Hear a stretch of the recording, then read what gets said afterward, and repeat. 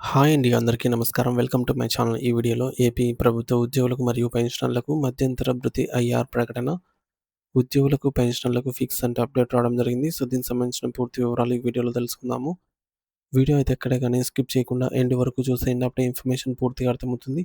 అలాగే వీడియో చూస్తున్న ప్రతి ఒక్కరు వీడియోకైతే లైక్ చేయండి ఫ్రెండ్స్. ఈ వీడియోని తోటి ఉద్యోగ, పెన్షనర్ మిత్రులతో అయితే షేర్ చేయండి. కొత్తగా మన ఛానల్ చూస్తున్న వారు ఇంకా ఎవరైనా సబ్స్క్రైబ్ చేసుకోకపోతే వెంటనే మన ఛానల్ అయితే సబ్స్క్రైబ్ చేసుకోండి. సబ్స్క్రైబ్ చేసుకోవడం వల్ల నేను చేసే ప్రతి ఒక్క వీడియో మీ వరకు రీచ్ అవుతుంది. ఇక ఆలస్యం చేయకుండా వివరాల్లోకైతే వెళ్ళిపోదాము.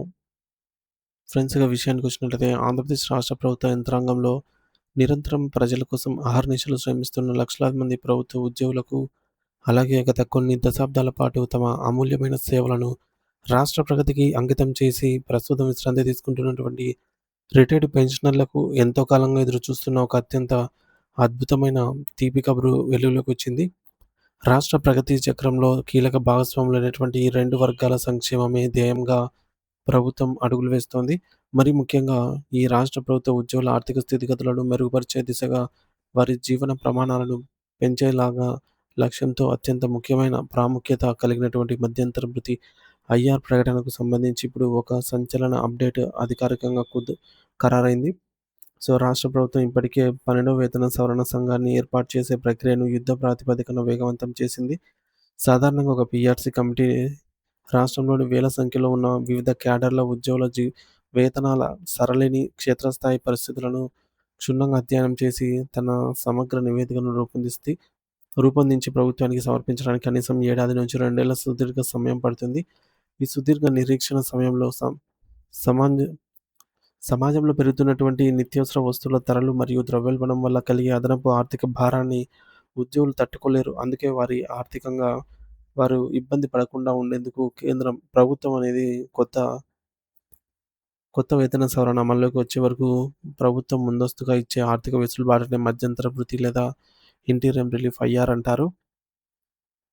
మరి ఈ క్లిష్టమైన ఆర్థిక నేపథ్యంలో ఉద్యోగుల జీవన అవసరాలను దృష్టిలో ఉంచుకొని వారికి సమానమైన 30% ఐఆర్ ఇవ్వాలని ప్రభుత్వం ప్రాథమికంగా సాహసోపేతమైన నిర్ణయానికి వచ్చినట్లుగా విశ్వసనీయ సమాచారం అందుతోంది. ఒకవేళ ఈ 30% ఐఆర్ గనుక అమల్లోకి వస్తే ప్రతి చిన్న మరియు పెద్ద ఉద్యోగి, అలాగే పెన్షనర్ యొక్క నెలవారీ వేతనంలో చాలా భారీ మార్పులైతే రాబోతున్నాయి. అంటే వారి చేతికి అందే నెట్ సాలరీ గణనీయంగా పెరుగుతుంది అన్నమాట. మరి ఇది ఆయా ఉద్యోగుల కుటుంబాల మెరుగుదలకు, ఇది ఆయా అవసరాలకైతే కొండంత అండగా నిలుస్తుంది అనటంలో అతిశయోక్తి లేదు. ఆర్థిక అంశాలతో పాటుగా ప్రభుత్వ ఉద్యోగులు మరియు పెన్షనర్లు ఆరోగ్య భద్రతకు సంబంధించి కొన్ని కీలక పరిణామాలు చోటు చేసుకుంటున్నాయి. ముఖ్యంగా ఎంప్లాయీ హెల్త్ స్కీమ్ ఈహెచ్ఎస్ కార్డుల విషయంలో గత కొంతకాలంగా ఉద్యోగ వర్గాల్లో తీవ్ర అసంతృప్తి నెలకొంది.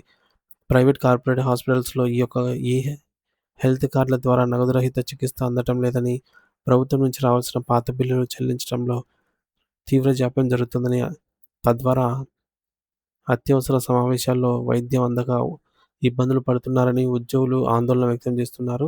ఈ విచిత్రమైన జాప్యాన్ని మరియు సాంకేతిక ఇబ్బందులను తక్షణమే నివారించి ఉద్యోగులకు మరియు వారి కుటుంబ సభ్యులకు అందించేటటువంటి అత్యుత్తమ వైద్య సేవలు ఎటువంటి ఆటంకం లేకుండా అందేలాగా చూడాలని ప్రభుత్వం ఇప్పుడు ప్రత్యేక దృష్టి సారించిందనమాట. సో, ఐఆర్‌తో పాటుగా ఈ యొక్క హెల్త్ కార్డుల సమస్యకు కూడా ఒక శాశ్వతమైన మరియు పటిష్టమైన పరిష్కారాన్ని చూపాలని, నెట్వర్క్ హాస్పిటల్స్‌కు బిల్లుల చెల్లింపులను క్రమబద్ధీకరించాలని ప్రభుత్వం భావిస్తోంది.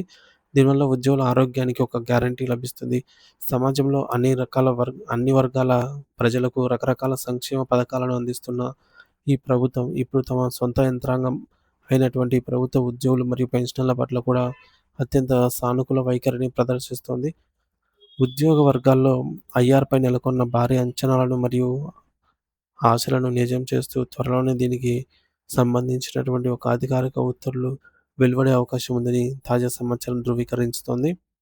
అత్యంత ముఖ్యమైన మరో విషయం ఏమిటంటే, గత కొంతకాలంగా వివిధ కారణాల వల్ల పెండింగ్‌లో ఉన్న రకరకాల బకాయిలను, అరియర్స్‌ను నేరుగా నగదు రూపంలో ఉద్యోగుల ఖాతాల్లో జమ చేసేందుకు ప్రభుత్వం అన్ని ఏర్పాట్లను పూర్తి చేసింది. రాష్ట్ర ఖజానాపై ఒకేసారి వేల కోట్ల రూపాయల భారం పడి ఆర్థిక ఇబ్బందులు తలెత్తకుండా ఉండటానికి, అలాగే ఉద్యోగులకు ఒక క్రమ పద్ధతిలో సొమ్మందేలాగా చూడటానికి బకాయిల మొత్తాన్ని 6 విడతల్లో చెల్లించాలని ప్రభుత్వం మాస్టర్ ప్లాన్ వేసింది.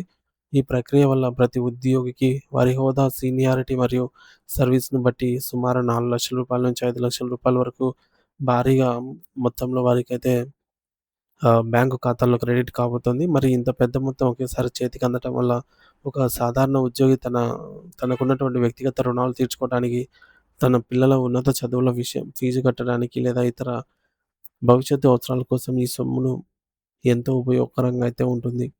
మరి ఈ భారీ నగదు బదిలీ ప్రక్రియ ఉద్యోగుల ఆర్థిక ఇబ్బందులను దాదాపుగా తుడిచివేస్తుందని చెప్పవచ్చు. ఇప్పటికే ప్రభుత్వం పెండింగ్‌లో ఉన్నటువంటి కరువు భత్యం, డీఏ బకాయిలను విడుదల చేస్తూ నిర్ణయం తీసుకోవడం పట్ల ఆంధ్రప్రదేశ్ రాష్ట్ర సచివాలయ ఉద్యోగుల సంఘం తన పూర్తి హర్షాన్ని వ్యక్తం చేస్తూ ప్రభుత్వానికి కృతజ్ఞతలు తెలిపింది. కేవలం సచివాలయ ఉద్యోగులే కాకుండా రాష్ట్ర వ్యాప్తంగా ఉన్నటువంటి ఉపాధ్యాయులు, పోలీసులు, మున్సిపల్ మరియు ఇతర శాఖల ఉద్యోగ సంఘాల నేతలు కూడా ప్రభుత్వ నిర్ణయాన్ని మనస్ఫూర్తిగా స్వాగతిస్తున్నారు. ఎన్నో ఏళ్లుగా ఊరిస్తున్నటువంటి ఆర్థిక ప్రయోజనాలు ఇప్పుడు ఒక్కొక్కటిగా వాస్తవ రూపం దాల్చుతూ ఉండటంతో ఉద్యోగ లోకం మునుపెన్నడూ లేని కొత్త ఉత్సాహంతో, నమ్మకం వారిలో అయితే నెలకొంది. 30% ఐఆర్ ప్రకటన మరియు 6 విడతల్లో బకాయిల చెల్లింపు వంటి నిర్ణయాలు ఉద్యోగుల శ్రేయస్సు పట్ల ప్రభుత్వానికి ఉన్న చిత్తశుద్ధిని మరియు బాధ్యతను చాటుతున్నాయి. సో, రాబోయే రోజుల్లో పదవీ విరమణ ప్రయోజనాలు మరియు ఇతర పెండింగ్ సమస్యలపై కూడా మరిన్ని సానుకూల నిర్ణయాలు వస్తాయని అటు ఉద్యోగులు, మరి ఇటు పెన్షనర్లు ఎంతో ఆశాభావం వ్యక్తం చేశారు. మరి రాష్ట్ర పరిపాలనలో వెన్నెముకగా ఉండి ప్రభుత్వ పథకాలను ప్రజల్లోకి తీసుకెళ్లే ఉద్యోగులకు ఈ యొక్క పరిణామాలు గొప్ప మానసిక ధైర్యాన్ని మరియు నైతిక బలాన్నయితే ఇస్తాయని అనటంలో ఎటువంటి సందేహం లేదు.